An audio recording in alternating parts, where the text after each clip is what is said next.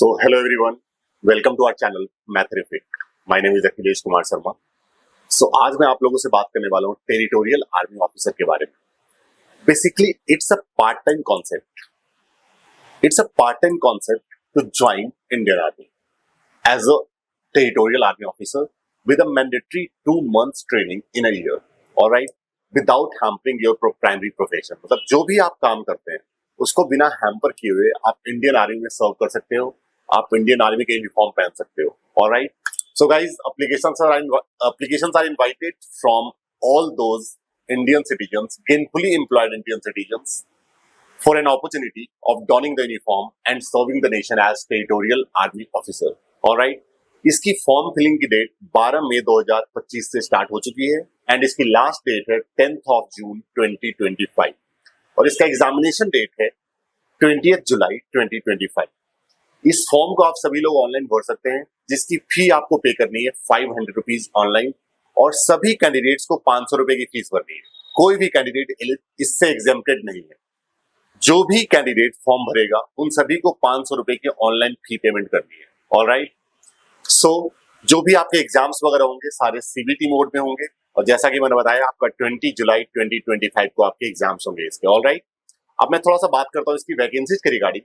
सो इस बार total mail के लिए 18 वैकेंसीज है और फीमेल के लिए 1 वैकेंसी है. मतलब total in all there are 19 vacancies in all total. All right. So अगर मैं बात करूँ इसके एलिजिबिलिटी की, so candidates must be Indian citizen. All right. और उनकी एज 18 to 42 ईयर्स होना चाहिए. I mean 10th of June 2025 को आपकी एज 42 ईयर्स से ज्यादा नहीं होना चाहिए. Alright.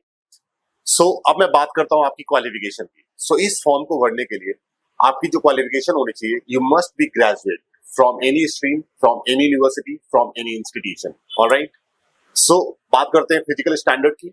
So candidates must be physically and mentally fit in all respect. Alright. And the most important part, कि candidates must be employed, gainfully employed. All right. Unemployed candidates are not eligible for this. All right, because it's a part-time concept. So all those candidates who are applying for this particular opportunity, so you must be gainfully employed. All right. Perfect.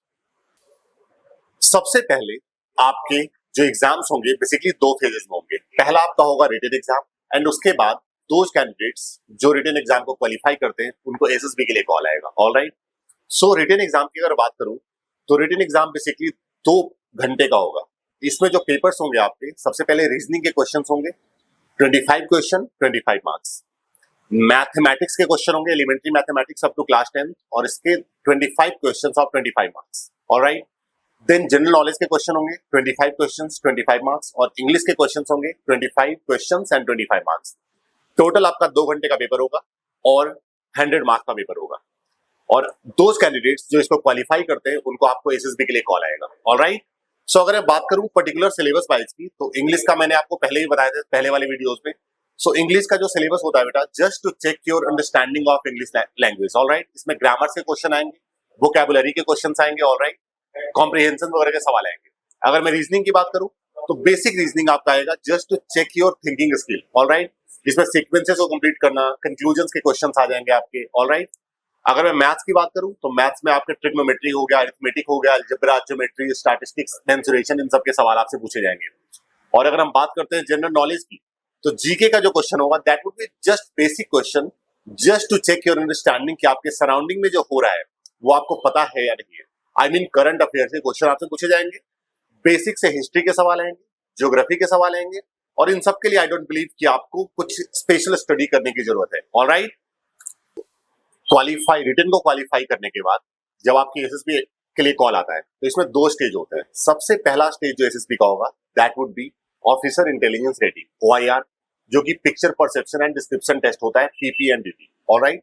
सो अगर आप इस stage 1 को qualify करेंगे तब आपकी entry होती है stage 2 में, जो कि 4 डेज का प्रोसेस होता है. ऑलराइट. इस 4 डे के प्रोसेस में आपके इंटरव्यू होंगे, आपका ग्रुप टेस्टिंग ऑफिसर टास्क होगा, आपके साइकोलॉजी टेस्ट होंगे और आपके कॉन्फ्रेंस होंगे.